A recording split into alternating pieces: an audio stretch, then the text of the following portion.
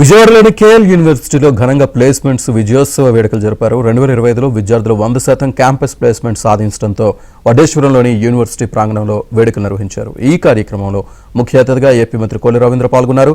KL university success కు చిరునామా అని కొల్లు రవీంద్ర అన్నారు. లోకేష్ నూతన విద్యా విధానం ద్వారా యువతలో ఉన్న ప్రతిభను వెలికితీస్తున్నారని అన్నారు.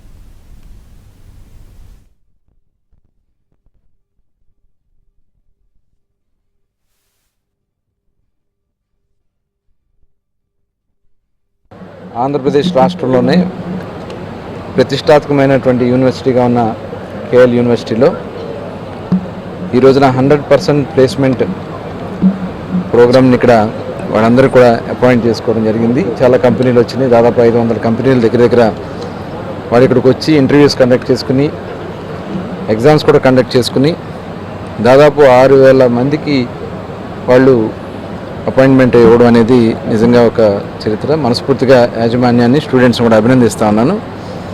మరి ఈ కంపెనీ ఈరోజు ఈ కార్యక్రమానికి సిస్కో, అదేవిధంగా ఫ్లిప్కార్ట్, AT&T సంస్థల వైస్ చైర్మన్ రావడం అనేది కూడా నిజంగా చాలా శుభదినం.